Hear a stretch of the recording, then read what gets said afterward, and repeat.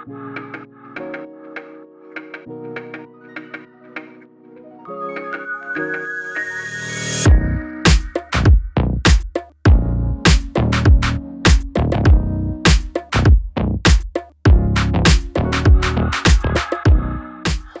to the new episode of a new podcast, Not the Same, where we are bringing you true stories of real people sharing their personal testimonies of transformation.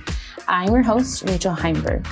Last time we spoke to V. Paga and heard her powerful testimony. So if you've just found us or you're just tuning in or maybe someone sent you this podcast, I encourage you to start there with our first episode because you won't be disappointed. It was very amazing. Today, we have Lindsie Stainbank.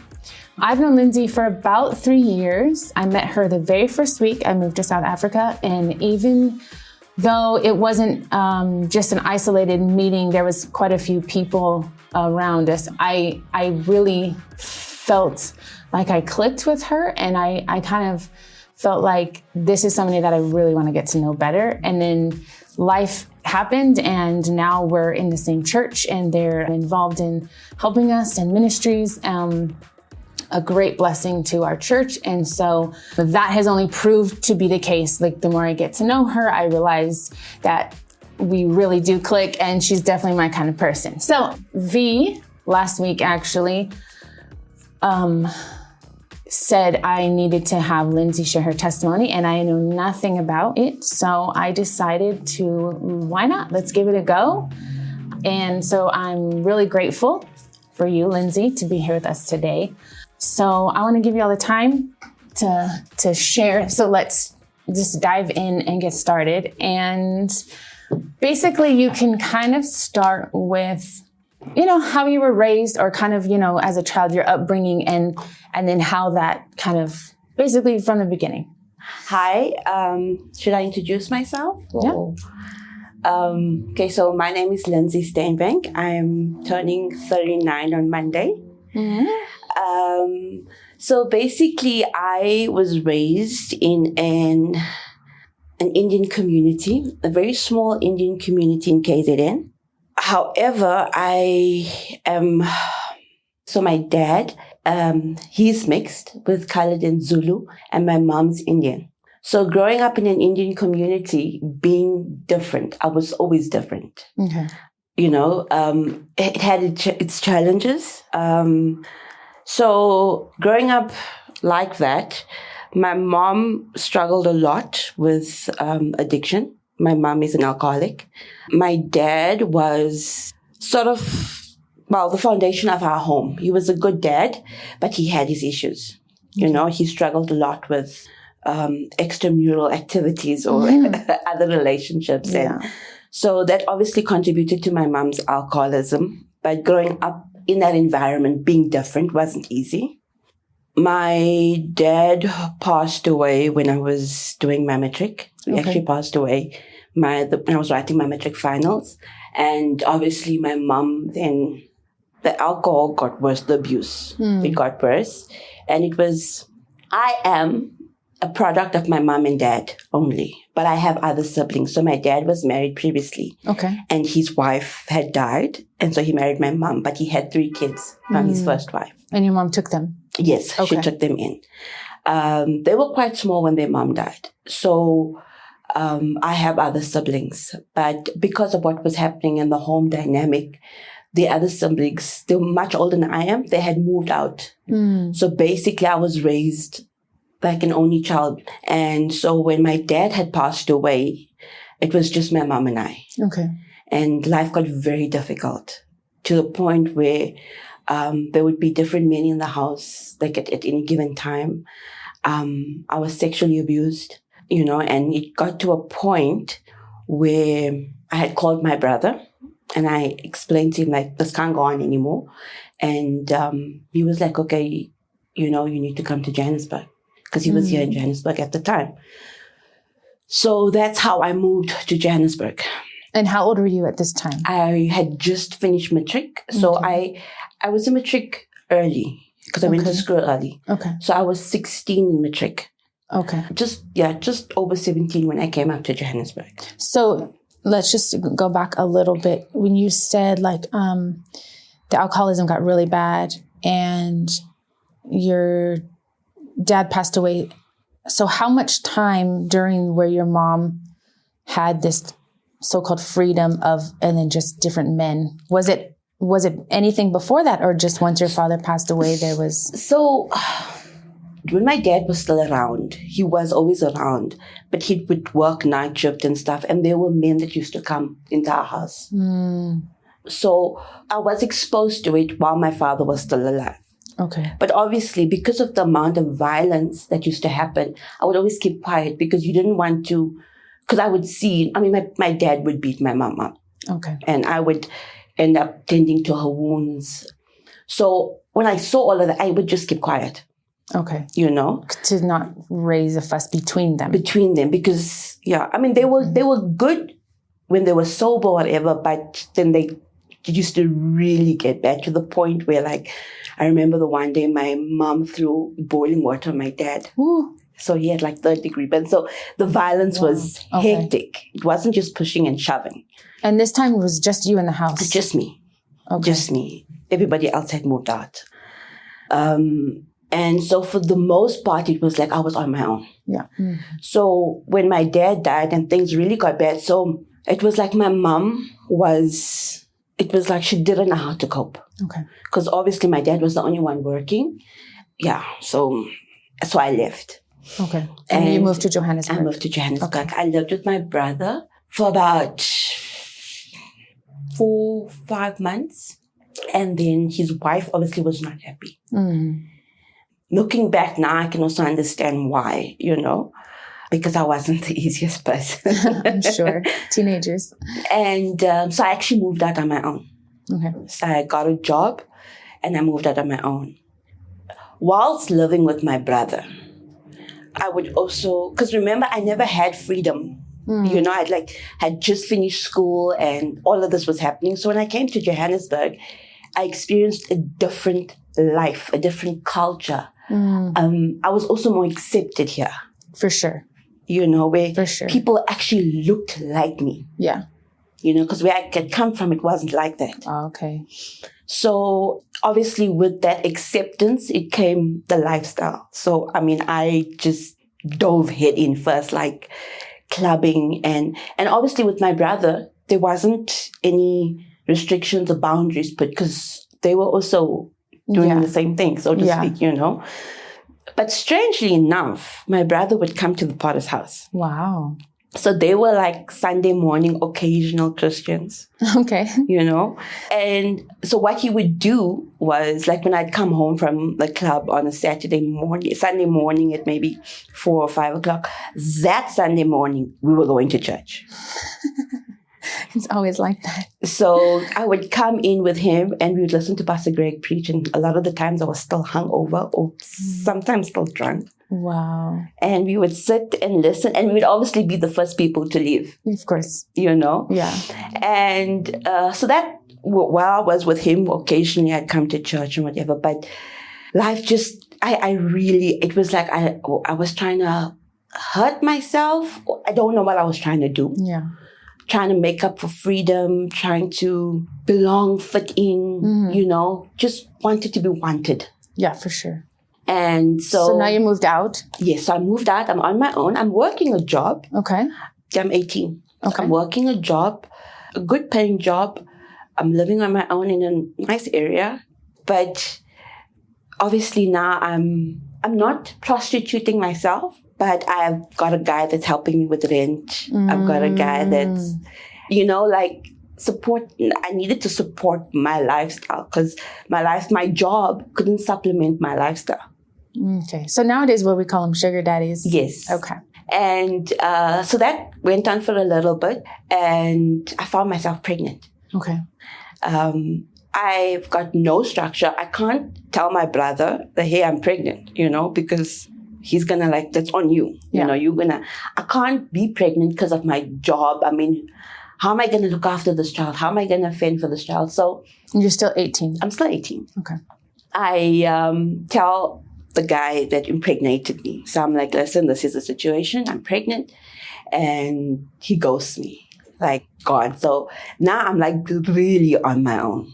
So this, I don't want to, put too much pressure on you, but you said you had several. Did you know for sure who the father was? Okay. Yeah, I did. Okay. Just because of the circumstance, you kind of hinted at. Yes. So just making sure. Yes, okay. no, I did, because there was one. So I never necessarily slept with all the guys that I was with. It was basically for money. Yeah. So this one particular guy, I know for a fact, he was the only guy I was sleeping with at the time.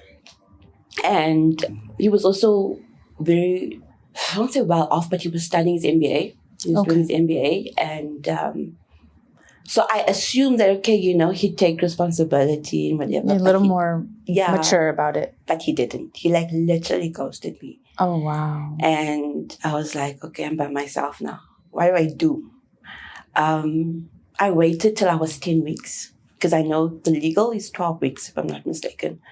I was 10 weeks pregnant when I decided that I needed to have an abortion. I wrestled with this for the longest time. And I took myself to the Carlton Center in town. There was an abortion. I don't think it's closed, an abortion clinic. There's spaces that I've blanked out. Yeah. Things that, like even last night I was trying to go through and I'm like, okay, I can't remember. Yeah.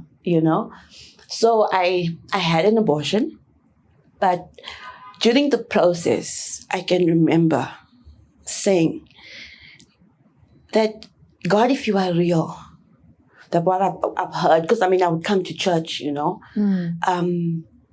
help me get through this. Yeah. And that was it. And got myself to the abortion clinic, got back, they don't keep you over, whatever. Yeah. Got back home. And the following week, I found myself in church. I came to church the following week, and I gave my life to Jesus. And it was like, I won't say I felt like I belonged instantly and all of that, because I didn't. I was very awkward. Okay. It was very awkward for me. But I decided to follow through with it. I decided, okay, I've messed up so much. And just going back, coming from a situation with my mom, I always said to myself that I never want to find myself in that situation. Like I'll do anything not to be in that situation. Yeah. But I found myself in that situation. And I would try to justify it. Like, I won't drink every day. I maybe drink maybe once. If I drink on a Friday, I won't drink on a Saturday. I tried to justify, but I was heading in that direction. And when I came to church, it was like my life was elevated. It was like brought to my face, like my sin. Okay. That makes sense. It was like in my face. The guilt and the shame was, and I know it's not how it's supposed to be, but I was putting that on me, you know? Yeah, I basically dove into church, like head first, because when I would come to church and it felt like I belonged. Yeah. I didn't get any judgment. People were accepting. Yeah. Like nobody knew my past. So nobody would look at me funny or... It was a reset button. Yes. So I wanted this. And I looked at the other woman in church and I wanted that. Yeah. I wanted to belong. I wanted to be accepted. And I wanted to be loved. And I wanted a family. Yeah. And the more, literally, I got saved. So when was this that you got saved? What year or what? Okay, I was 19. Okay. Yeah, because I had the abortion early December. Okay. So I really, the following year, January, I got saved and locked in. And so you said, just to backtrack a little bit, you said very soon, like you said maybe a week after. Do you think that being at that low point, right? Knowing, you said you had been to church before, So you probably had some sort of concept, like you knew what you were doing was wrong, but you felt like you had no options. Yes. And I understand that. I know there's lots of women that have felt that way. You know, people, there's no condemnation. You know, when you're sinners, you sin, you do things that you're not proud of. I think everyone has that. But because you went into that situation knowing this is wrong, but I don't have an option, but then you still knew who to call out to. You still said, God, help me. And then very quickly, do you think, had that not have happened, maybe you wouldn't have found Jesus so quickly? Yes, that is a possibility, because that was the lowest point in my life. I bet. And for some other reason, I knew who to call out to. How can I say? It's not like I was ignorant, because I would come to church and I'd listen, but it wasn't for me at the time. I was still enjoying my life. You know, I was still... Freedom. Yes. And now coming to church and doing what they want me to do at church, to me it was like, but I can't do both. So let me enjoy my life, you know, and then maybe later on I'll see. I'm not a bad person at that time. I mean, you know, I still come to church, I pray now and again, so I'm okay. Yeah. But when this happened, it was like, you are a bad person and you know what you're doing is wrong, but you're still doing it anyway. Yeah. Because you have control. Yes. Because that's what in sin, right? You don't have control. I feel that if I had just one person supporting me, somebody that's saying, you know what, I will hold your hand or I'll be with you. You can do this. I don't think I would have had the abortion. Yeah. I think that's pretty common. I think most women that find themselves in this, or even girls, they just need someone to support. Yeah. Like, it's okay. You're gonna be okay. So once you came to church and you said you were like, I'm all in, I want to just do all this. Did you feel that relief? I mean, how did you feel regarding like obviously your sin, you said you felt like you belonged and you felt loved and stuff, but dealing with this situation, how was that a struggle or was it? It was, actually, I hated myself, even though I was coming to church and I hated myself. I even said to God, if you never give me kids again, I'm okay. I deserve it. Wow. You know? Yeah. So I'd gotten saved, and as I said, I dove head in first. And so there was this friend of mine, Patricia. Okay. So Patricia and I would make plans, like on a Thursday. We'd make plans, what are we doing the weekend, you know, when we plan. So after I'd gotten saved, I was like, you know, Pat, she called me the one, I was at work, and she called me and she's like, so Lindsie, what are we doing this weekend? So I'm like, no, Pat. You know, I didn't know about like getting saved and all this. I'm like, I go to church now and I want to try something new. I gave my life to Jesus and I want to try something new. So I'm not going to do this whole clubbing thing. Like literally she broke out laughing like, okay. And I was like, no, I'm serious, you know. She's like, okay, let's see how long it will take you. I'll never forget. She's like, I'm here, you know, because she was a nice time. She wasn't a friend. She was a nice time person. Ah, I see. Who you're going to call for a good time. Yes. Yeah. Okay. But no one you would want to share your heart with. Okay. Or you could rely on a trust. So anyway, we had that conversation the Thursday. I'll never forget. It was the Saturday. People kept on phoning me. And I was like, I put my phone off. Monday when I got to work, and they were like, you're at work. So I'm like, yeah, where would I be? Well, like, no, we thought you were with Patricia. I'm like, no, I'm not. So Patricia and 4 other friends, the Friday night, went to a party, and on their way back, actually a party in Soweto, on their way back from the Rock in Soweto, on their way back, they met into an accident, and the car wrapped around the pole, and all of them died in the car. Oh my gosh, Lindsie. I froze, Rachel, like everything in me froze. And this guy is looking at me and he's like, are you okay? And I'm like, because that's what they were trying to find out. Yeah. Because they were trying to call me because I was with her. Wow. And that to me was so much confirmation from God. Like after everything that I've done, God so loved me, like He protected me. Yeah. Because that would have been me. Wow. And I was like, I don't even know how to explain how grateful I was for the decision that I made. And it was like, God, you actually love me. Yeah. Like me. And that in itself was like, no, I'm not turning back. I've made 150,000 bad decisions, but this one decision that I made, I know that God is with me. You know, I don't know everything. I don't know the Bible, but I know that He loves me. Yeah. And He's protecting me. And that's what you wanted. That's what and that you is were what looking that for. is what I was looking for. Wow.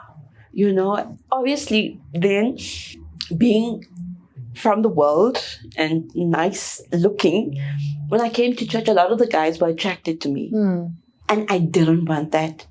I didn't want that at all. I remember telling Cheryl Stainbank, I remember telling her, like, I got this in the world. I don't expect to get this at church. Like, I don't want a guy to sweet talk me.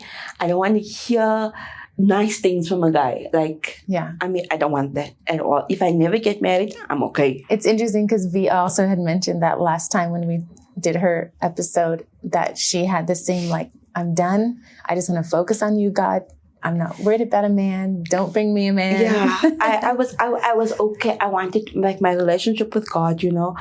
I was like, okay, you know, and God started opening doors. Like the more I'd come to church, God started bringing things, but deep down there was still that thing that was not settled in my heart. Okay. And so I got saved, and well, I mean, like outreaches, I would come to church, and there were times I was the only girl, but I just wanted to be in the presence of God in church. Yeah, because it was real to you. Yes, it was so real to you. It makes a difference.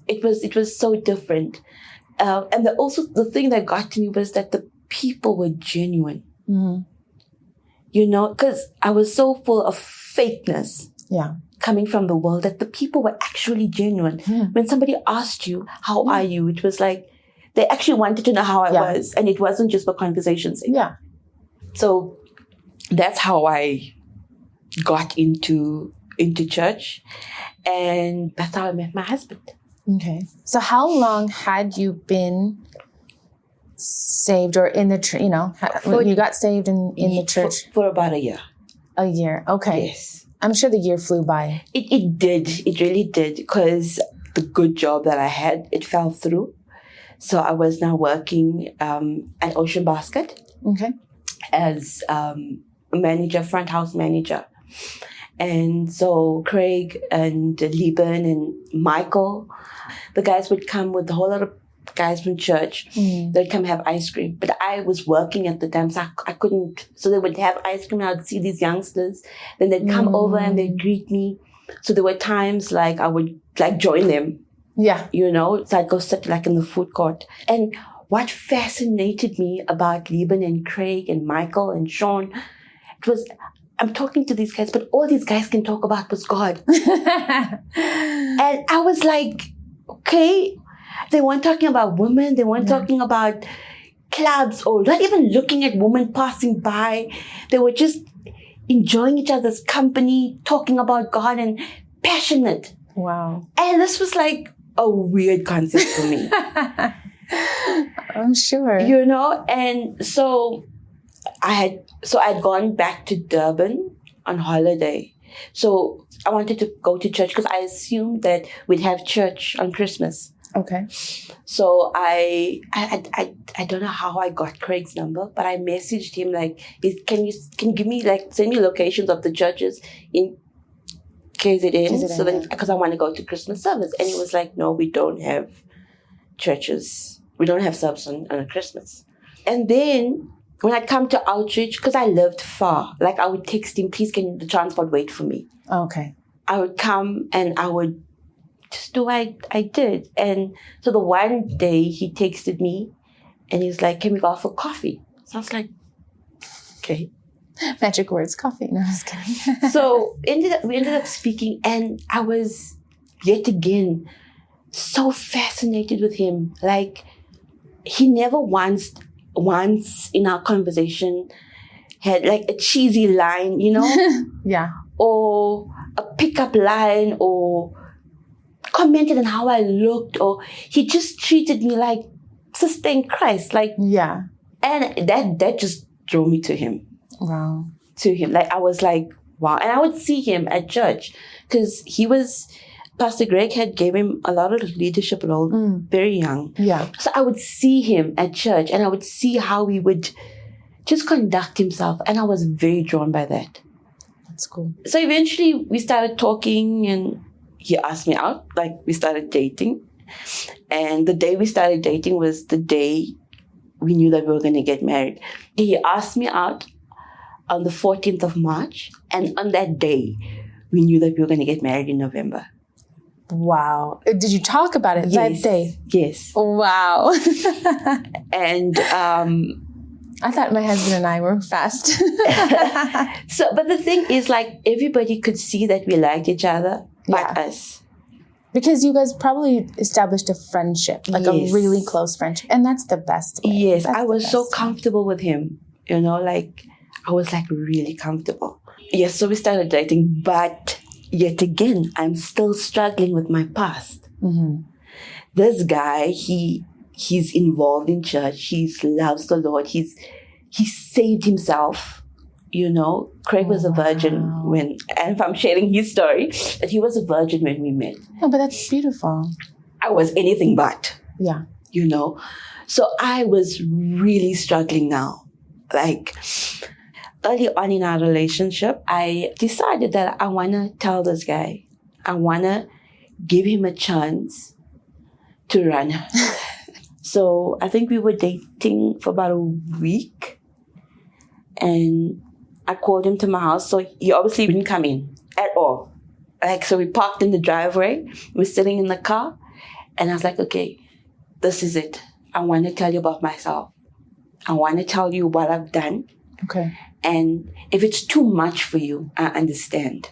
But I want to lead you on, and then we get married and all of this. And then later on, you find out things about me. Yeah. And then you realize maybe I made a mistake, or my past will catch up to me. And I don't want that. Yeah. I want a clean slate. Backtrack. Before I did that, we had an impact team from London. Okay. Croydon. There was this girl, I know she had braids, and she sang beautifully. So before she sang, she gave a testimony. And she testified that she had aborted twins. She's there, she's married, and she's moved on. And so after I went on, I was like, this is my story. And I'm dating this guy from church. How did you forgive yourself? Mm-hmm. How did you move on? And how did you allow yourself to love? And she basically said, I told this guy the truth. I told him the truth. Okay. God forgave me, and I needed to tell him. And she's like, if coming to South Africa, if it was just for you. And so that's what prompted me now to speak to Craig. Okay. And so I was like, I told him everything. Like, yeah, I expected him to open the car. Like, okay, it was nice knowing you, my sister in Christ, and close the door, and that was it. I was expecting that. I was ready for that. And this man looks at me, Rachel, and he tells me, if God has forgiven you, who am I to hold it against you? Wow. I was like, are you for real? Like, wow. So that was, again, God's grace and his mercy, for me. For sure. Because I was, again, expecting condemnation, accepting. Yeah. And I was okay with that. I was like, as I said, God, if I never get a husband, I'm okay. Yeah. If you never bless me with kids, I'm okay. I deserve that punishment. Mm. And obviously, now I know God doesn't punish people. Yeah. I know that now. Yeah, and we got married 4 months after. I found my family, not just in church, but his family. Aww. They were so accepting of me. His dad basically became my dad. That's beautiful. I found the family that I asked God for. Not just in church, but also when I got married. Mm. And God just did that. He did that. It's incredible. So, do you have children? Yes, I've got 3 beautiful girls. Kathy's turning 18 in September. Ray's 15 and Shay's 11. When I found out I was pregnant with Kathleen, while pregnant, I beseeched God. I prayed. I was like, God, please can I have a girl? Mm. And God knew my heart because I wanted to be a mom to her that I never had. Wow. I wanted to be the mom that I saw my friends had. Yeah. Or growing up, moms that would take their kids to school, moms that would laugh and talk and just, I wanted to be a mom. I didn't know how. But being in church and seeing examples, of the women around me, and I wanted that. I didn't know how. So it was very difficult. Still, up until this day, I still struggle. Yeah. I'd like to think I have a good relationship with all my girls, but I still struggle. Yeah. Giving them something that I never had. Yeah. And yes, God helps me when I find that, okay, I ask, okay, God, you need to help me here. I don't know what to do or how to do this. But I think I have an amazing relationship with my girls. Well, as an observer, I would say I think I've seen just your family as a whole. You guys have a great family unit, and you can see that it feels very, what I would say, normal in the sense of there's love and there's joking and then there's correction and everything's balanced. You know what I mean? That's kind of why I wanted to do this podcast so much, is that I'm coming in blind, right? I'm meeting these people. I see these families. So I look at your family. I never would even imagine that you had this story back there, because when I see you as a mom and as a wife and as a woman in church, you're everything that you said you wanted as a child growing up, and God has fashioned that in you. And that's what I see. And so for me to be able to sit here and hear the backstory of that is like, wow. Like, cause I have my little things too, where I know God loves me, and we all doubt that. We all are like, do you really love me? And am I even worthy? And then God puts these little tokens, to say, I do love you. And so hearing somebody else's story is so encouraging, because you're like, man, God is really so good, and He can change anyone from whatever circumstance. Doesn't matter your background. And so, yeah, I would concur that God has done in you what you asked, everything that you wanted, and of course no one's finished, right? We're still going, we're still learning. Yeah. And I think that's the beauty of it. Even as long as I've been saved now, having this new revelation of like, man, God is so good. Like how can we even compare the past Lindsie with this Lindsie? Only by the blood of Jesus, only by His grace. Yeah, it moves me. It moves me. And that's why it's like, I want to hear, I want your story to change someone else's life. Because like that lady that came from Croydon, right? Like she said, even if there was no one else that was going to be touched but you, that's what you needed. God was like, it's okay, Lindsie. Here's that was another way of Him showing me, I love you. It's like all these things. And for me, I feel that as I grow in the Lord, and the older you become as a saint, sometimes we tend to forget. For sure. That because now you're faced with different dilemmas and different situations, and you tend to forget where you come from. And I've always asked God as well, God, never allow me to forget where I've come from. That's why also when you asked me with this podcast, it was like, I want to I want to share my testimony. If I can make an impact, if whatever I've gone through in life, if it can touch one person, if it can lead one person closer to Jesus, whether they're a sinner, whether they are saved, whether they are struggling with stuff. Absolutely. It just so happened that about a month ago, God just dropped it in my spirit to speak to my older daughter. We were sitting in the lounge, just the two of us, because I always knew that I needed to tell her. Yeah. But it was age appropriate. She's going to be 18. And a lot of the times, I feel that when you want to correct your kids, all my kids know is what they see their dad and me now. For sure. They don't know our backstory. So sometimes it's like, yeah, Mom, but you've always been saved. No, I haven't always been saved. Yeah. I haven't always been married. I know what is out there. So I decided that it's time for me to share my testimony with her. And she broke down. She was like, I would never know. And it helped her, I think, in terms of, but God is real. Because being a church kid and growing up in church as well, you're just surrounded by people like you that love God. And you also tend to take things for granted. Mm-hmm, definitely. Because I was a church kid. And when she realized, but Mom, you did this. So I was like, I'm not proud of it, but yes. But if that will show her the power of transformation. Exactly. Which is the whole point, right? Is that, we know the scripture. I didn't even think I said it last time, but, when we're in Christ, we are a new creation. It's not like God fixes, we use those terms, but it's not like, okay, you're just the fixed person that you used to be. It's like, no, we're like not even the same person. No. It's totally different. And transformation. Yeah, and that speaks so much, especially in your daughter's case, where she can have not just a respect for you and what God's done in you, but in awe of who God is so good. Because I know I've heard her part of her testimony and I've heard she struggled with her things, but the fact that she can be like, wow, my mom gets it too. God is just good to us. Yeah. That's amazing. Yeah. And for me now, I'm still a work in progress. We all are, Lindsie. We all are. Every day God shows me new aspects of my life. But I always say, God, I never want to forget where I come from.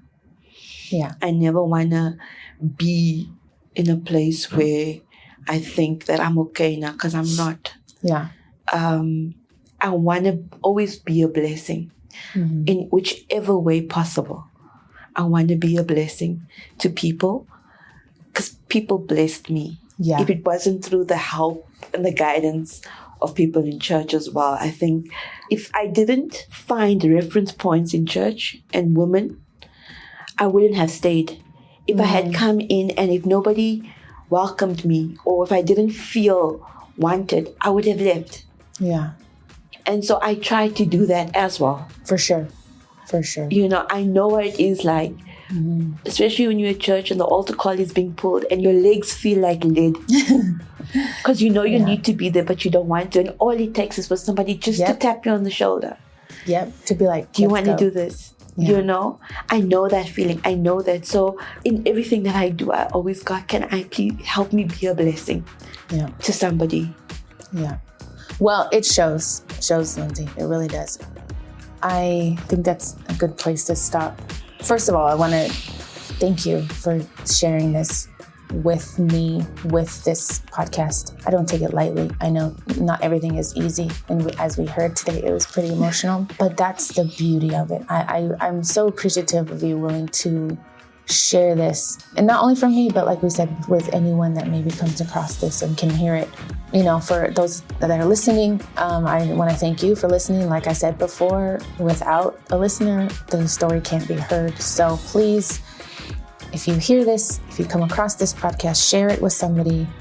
You never know what somebody else is going through. And then lastly, again, if you are not a Christian, or maybe perhaps you were, but you have turned away, John 3:16 tells us that salvation is God's free gift to everyone. And a simple prayer can be the beginning of your new story. If you want that, all you have to do is acknowledge your sin, recognize that Jesus paid the price for that sin, and ask him to forgive you.